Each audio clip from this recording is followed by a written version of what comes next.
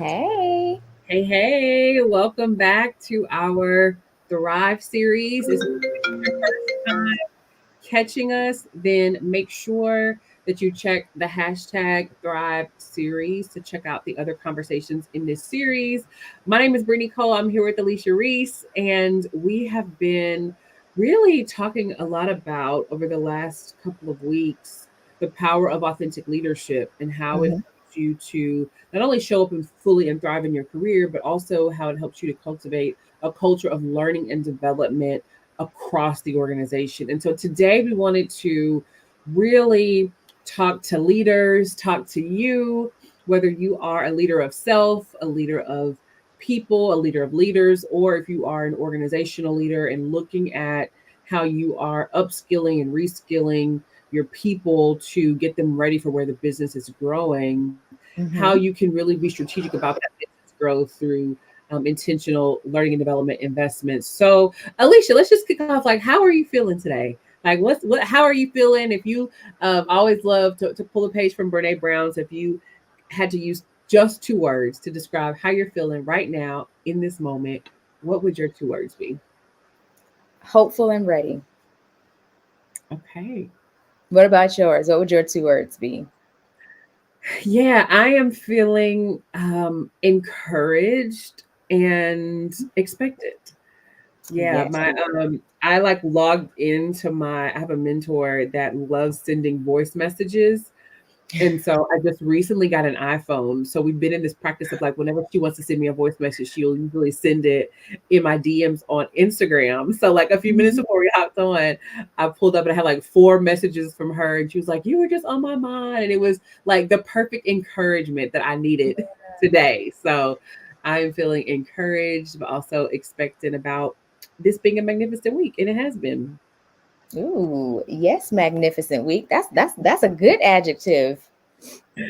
Yes. So let's get into this conversation. And we want to invite you into this conversation as well. So as we are sharing thoughts, and I mean, we'll tap you in too. You let us know. Drop into the comments. Let us know two words to describe how you are feeling right now in this moment, whether you are tuned in with us live. We see you over on LinkedIn and Facebook and YouTube, or if you're watching this back on the replay, you can hop into the comments as well. So, when we think about this idea of learning and development investment, I want to just start like personally, just like a personal leadership check in, wherever you are, at whatever organization, employee, entrepreneur, whatever level. What does your, and Alicia, I'll throw this question over to you first. Okay. What does your level of learning and development look like right now? And I'm going to ask specifically on two fronts. One, your financial level of investment. So, how much Mhm. of your income do you invest back into you? And Mhm. then two, in what ways is that investment distributed? Are you going to conferences, courses? Like, what does it look like? Yeah. Ooh, so first of all, I love how you broke it down because it makes it easier for folks to see how it actually is possible no matter what your income level is. Mhm. And so for me, I usually do about 10%. Next year, I plan to double that and go to 20%. But for now, I took it down actually because it was 20% at one time. I'm gonna go back to 20% next year. But for this year, it was 10% of my annual income. I invest in two. Is it two? We'll say three. The first one is I ensure that I outline which events that I need to go to throughout the year. I usually will do it at the top of the year. This year, I actually started doing it in September, just outlining, hey, which events based on what my newly refined goals are do I Mhm. need to be at to help push the goal forward? And then what is, I know this is extra, but what is kind of just an overview of what my goal is being at that event. So number one for me is absolutely events. And then number two is also I like to make sure that I am taking not only courses, which some of which I'll pay for, some of which I'll find on YouTube University, some of which are suggested to me, but I make sure that I'm finding courses that help me really, really refine my skills. That for me is so important, that I know how to actually do a thing, not the hypothetical, if you do this, this will happen, but an actual, hey, here's a course that's going to walk me through XYZ ABC to teach me how to do this. And then now that third one, right? That's the one when I'm usually investing 20% of my annual income. That third one is actually investing in a coach. So yes, the coach has a coach, where I'm making an investment into a coach who can basically take me to the next level. That's their focus. That's their goal.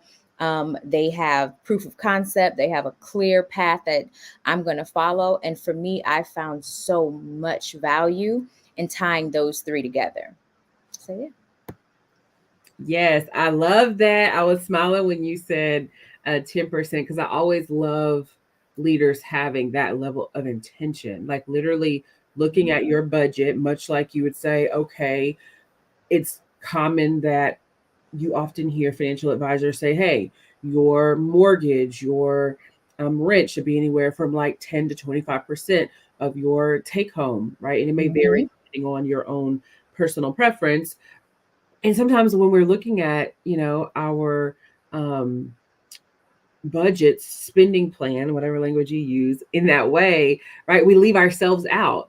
Like, are you a line item on your budget? Oh, And so I would encourage you to be a line item. And Alicia, similar to you, so this year it was 20% for me. I am trending at 25%. So okay. my CFO for Career Thrive was like, ma'am, ma'am. Excuse me. Miss Course Coach Conference Lady. You need to sit down now.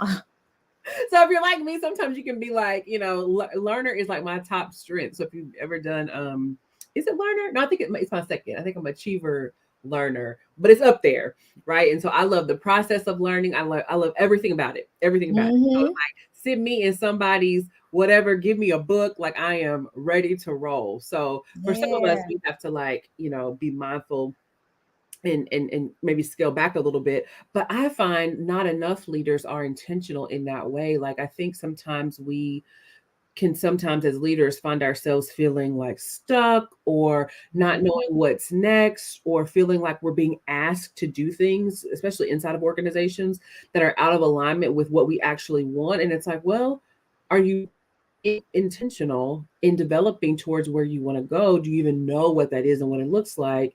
And then are you investing in yourself to have the resources that you need to get there? So I think it is important to think about for yourself. And it might be 5%, it might Yeah. be 10%, but really thinking strategically, not about this kind of like general language that we use of investment in yourself, but literally looking at the amount of money that you are investing in helping you get to the next level. And what I found, Alicia, I'd be curious about your thoughts on this, but I often think that the decision to do that is really less about budget and more about belief, right? What I found is Mm-hmm. like, if I believe that I am, and there's even a level of like personal development in terms of your own sense of worthiness, but like believing Oh, that you are worth that level of yeah. investment, whatever that is, to say, Mhm. you know what, I am my best thing, right? Check that Yeah. book out if you haven't read it. You are your best thing, and because you believe that, making the investment in yourself to get to where you want to go. Yeah, yeah. It's so incredibly important that we always have the conversation around worth, because if you don't believe you're worth it, you won't even go after certain things. It's just Mhm. not something you even go after or attempt, because in your belief system, you're not worthy of that. It's not something that even applies to you. So, yes, it's possible, but it's not possible for you. And that's the most important piece that folks kind of forget to add, is the for you part, you know? So, you have to start shifting to say, okay, I am worthy of this, or I believe I want this. And even though I may have never seen it, or I may have never experienced it, or I may be having specific challenges, um, believing that I can have it, I'm just going to every day, whether or not I feel like I'm lying to myself or not, I am going to every day tell myself I am worthy of this, because it wouldn't be in my heart or spirit to have it or to desire it if it was not a possibility for me. And so that's how I always will shift and bring it, back around. And I wanted to make sure we answered your question. So, uh, Kiera, what I always say is, when it comes to deciding like what you'll make investments in, especially when it comes to your learning and development, just as a human, whether you are a leader, whether you are working in an organization or whatever that looks like, I always say, ask yourself, how much does my debt cost me versus how much does my savings earn me? Because if your debt is costing you triple the amount, excuse me, that you're earning in savings, then you may want to shift focus a bit. And I always say, there's this book called, oh man, I'm going to butcher it. It's a book that talks about, I think it's Pay You First or something. I can't remember the exact name of it. But what it tells you is, it always breaks down like, no matter what happens on your budget, you should pay you first. And the amount that you are paying into the pay you first, bucket, that's what you can take out to invest in your own personal investments when it comes to learning and development. And remember, learning isn't just about opening a book or going to a class.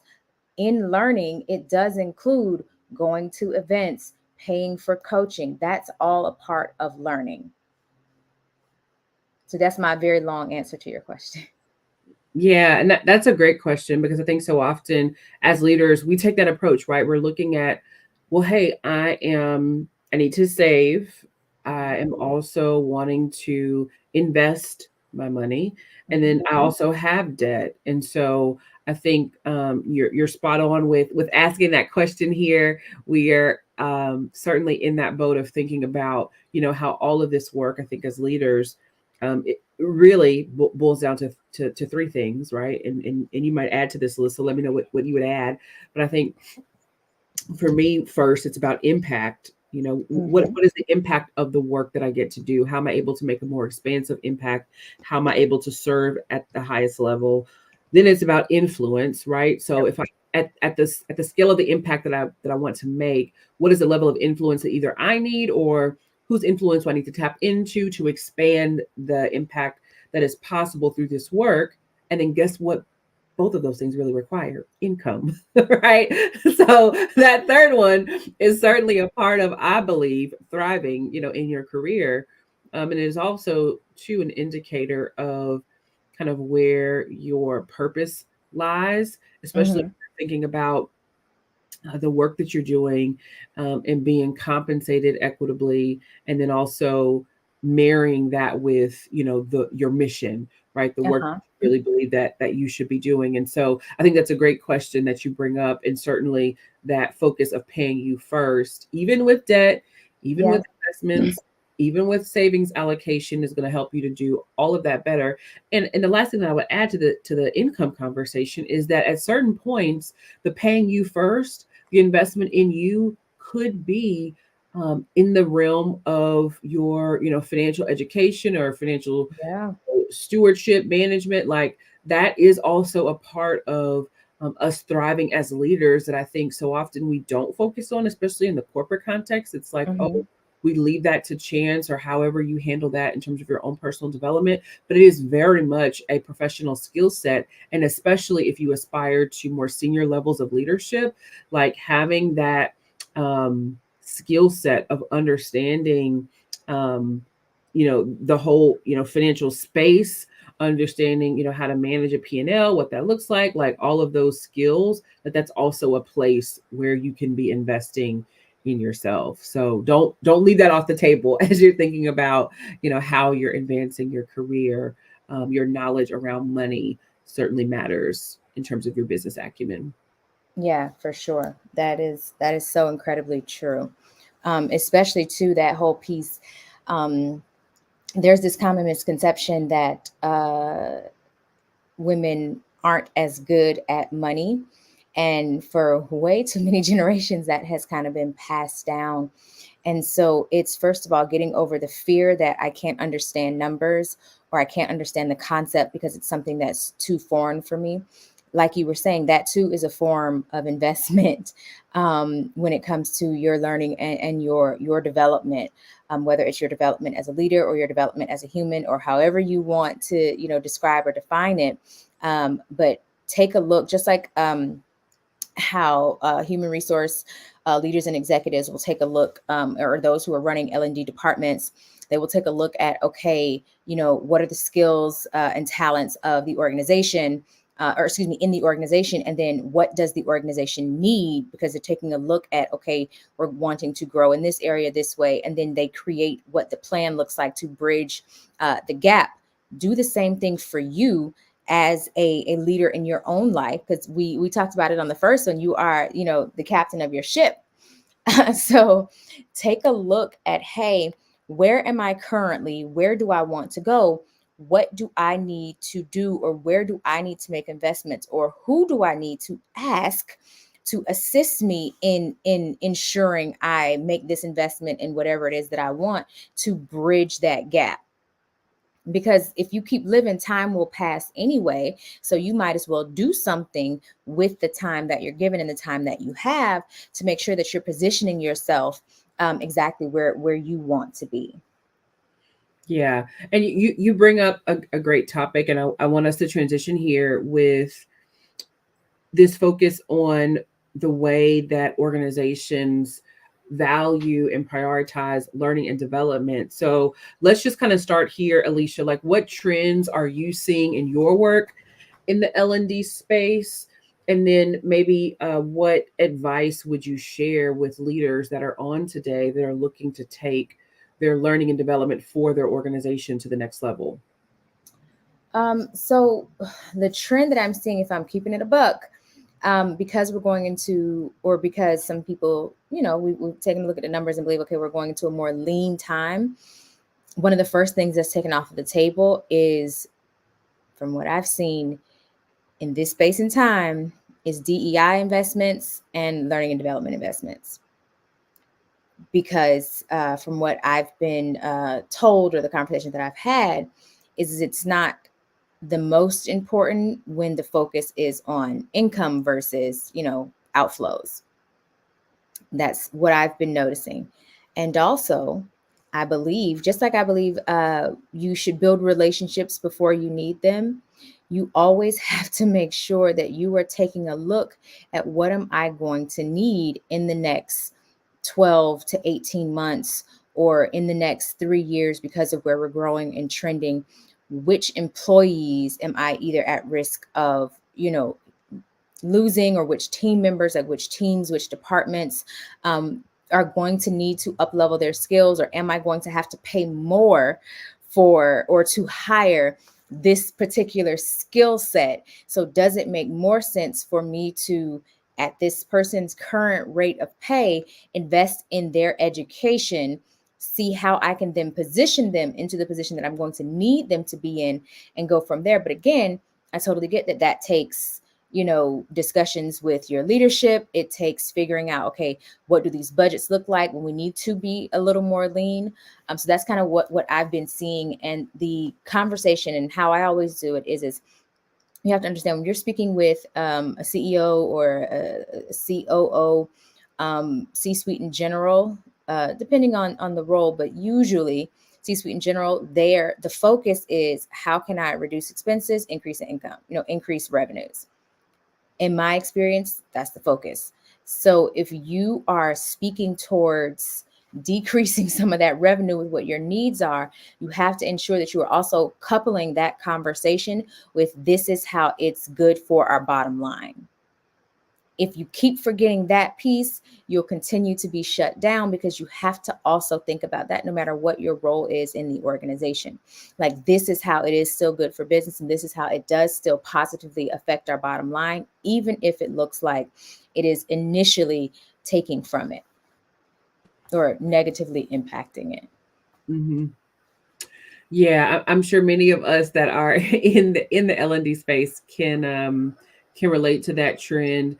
I would add to that, I think something that I would say is a trend and also a best practice is how organizations view customization versus standardization. So when you look at your learning and development programs that are, yes, specific to your organizational needs, how are you ensure that you're tailoring those programs so that they are meeting the current business strategy, the current business growth plan for the organization, for the business unit, for the department, for the team, versus adopting more generalized, standardized industry practices. And so that might mean for, you know, a sales leader that before might have relied on L&D courses or or workshops out of their learning and development department to train their salespeople. They're looking for a more tailored approach.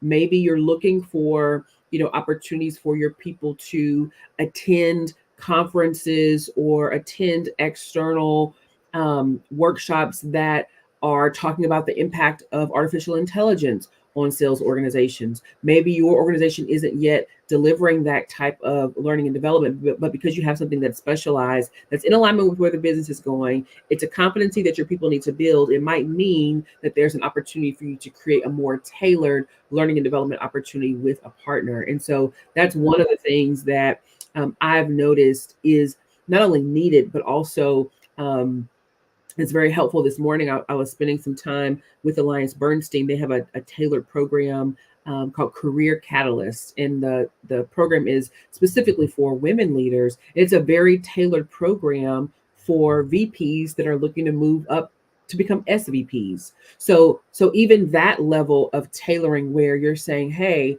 we have a level within the organization that we want to see more women represented, right? How can we create a learning and development pathway that creates an opportunity for that to happen, right? And Mhm. they have it. There's a comprehensive 360 approach of like not only bringing in external thought partners and learning and development partners, but also tapping current senior vice presidents to become mentors of these vice presidents to help with their advancement. So really adding in like that sponsorship component that's so critical for movement within the organization. But those are just things that, especially for more executive level leaders, as you are thinking about, hey, how can we take a more innovative approach to developing our people? It might look different. It also might be tailored. And I think one thing that is often an objection to that approach is like, well, what we're offering for one business unit, is it fair or not that it's not being Mhm. offered in another business unit? Well, my question to you would be, how does your organization allocate your budget? Yeah. They don't say, hey, here's the budget and let's split it equally across the divisions. They say, no, what's needed to meet the market demand in this space? What's needed to meet the market demand in this space? So the same way that you would take a tailored market driven approach to how you would allocate financial resources across the organization, I Mhm. believe learning and development should take the same approach of saying, hey, what do we need to meet this specific need? And it might mean it's different than what's being offered overseas or across the hallway, even for a Yep. different business unit. Yeah, yeah. Listen, this is so good because it's, again, this is also too why I really love this series, because we're not just speaking in hypotheticals or anything like that. It's no, no, no. These are actual options, actual, methodologies, practices, tools that you can put in place and implement right now today. These are conversations that you can have within your leadership teams and among your team members as to how you can push the needle, move the ball forward. So now, as we are about to head out, what would you say has been the hardest thing for you when it comes to your investment in learning and development? Whether it's personal or whether it's been with your organization, what would you say has been the hardest one? Yeah, so I'll tackle both angles from an organizational perspective, right? Being a learning and development partner to companies, the biggest challenge is the status quo. It's like Mhm. doing nothing and then helping leaders understand how well, let me take it back. Helping leaders understand one, that we need to measure ROI, but then aligning on how to measure ROI and aligning metrics or indicators for the business so that you can measure the return on their learning and development investments. And oftentimes that is a long term measurement, right? Because learning takes implementation in order to see results. So metric that you're using to track ROI, knowing that you're in that season of analysis for the long haul. And it's not that like, hey, we invested in this conference or did this workshop or brought in this speaker, and then next week we're going to see the ROI. Like learning and development metrics don't necessarily work in that way. So I would say that's probably one of the biggest challenges from an organizational perspective. And many organizations, to my surprise, don't don't measure it. So it's like coming in as an external partner and saying, hey, here's our framework for how we measure that there's a return on the investment that you made is sometimes foreign, because it's like, well, we're kind of tracking this, but kind of not. And it's like, no, Mhm. like, we really want to track. So like we really want this to be a long-term engagement so that you're able to confidently say that yes, this investment was good, not just for the people because they felt good in the room, because we know we're going to deliver in the room, but like this was good for the business. There was a long-term impact Yes. on the business. And so sometimes that can be an obstacle. And I would say for me, back to what I shared earlier, like it's just a matter of like knowing when to stop consuming and when to start acting. And I think Mhm. the biggest takeaway or tip that I can share with you, just from that being a challenge for me, and saying like, okay, Brittany, like you've read enough, you've listened enough, now it's time to go do, is Go do. making the commitment to take imperfect action. And I got to give a nod to one of my coaches, Liz J. Simpson, in really helping me with that language to say, yeah, I'm not waiting to like get it absolutely right, to say, yeah, I've learned this. Now let me go try it out. And so for me, practically, if I'm at a conference or if I'm taking a course, I try to give myself one, not five, one. What is the one thing that I'm going to do within the next 3 days? So for me, Mhm. that's the timeline. It's like within the next 3 days, not a week, right? Because I know myself. A week is not going to happen. In the next 3 days, right? What is it that you are going to implement from what you just learned, right? And that Yeah. helps you to take that imperfect action. I love that, especially the no, no, no. What am I going to do? What am I going to do? What does this look like? How will I move things forward?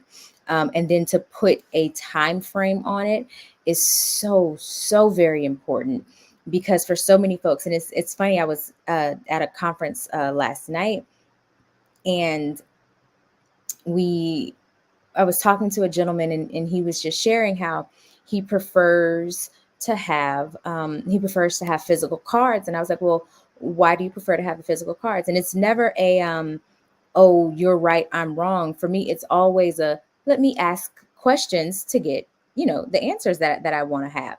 And so we're just talking through, we're doing all the things. And then afterwards I say, hey, let me show you a trick.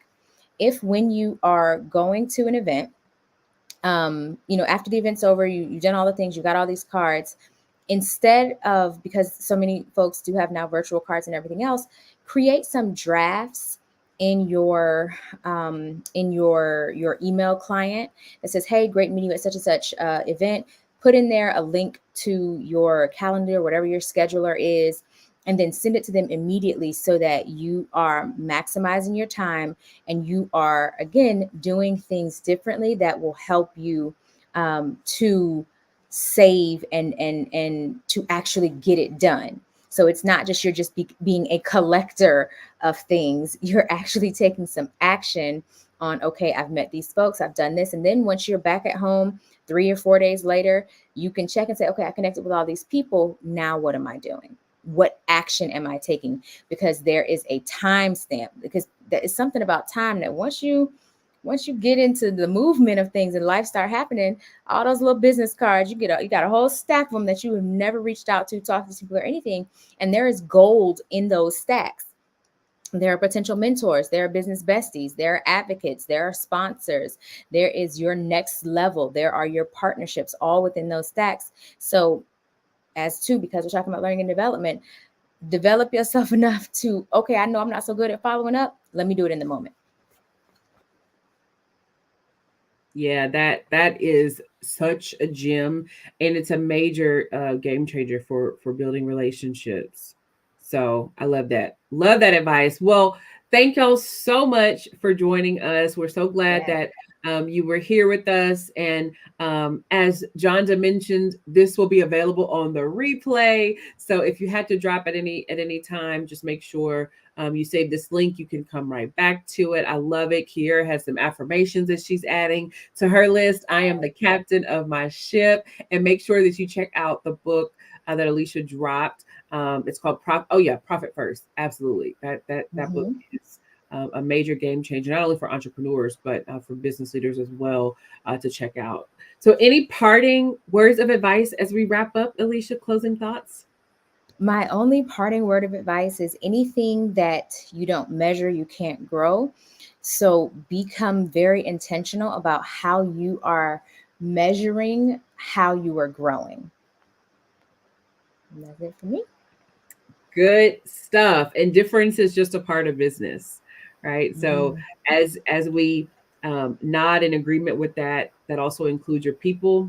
People are different, they have different needs. So ensuring that you have a tailored learning and development strategy to help your business grow is what you need so that your people thrive, so that your business grows even faster. So thank you all so much for being with us today. Make sure you check out the hashtag Thrive series, and we'll be back tomorrow, same time, same place, 11 a.m. Central Standard Time. So if you're tuned in with us live, we'll be back on what is tomorrow? Tomorrow's Thursday. Thursday, Thursday. Wow. October the 12th. We're already in mid-October. Okay. So just let that settle in. We are here. Okay. Ready or not, time is moving. Okay. Moving, moving. So fast. So we cannot wait to see you back here tomorrow at 11 a.m. Take care. Bye.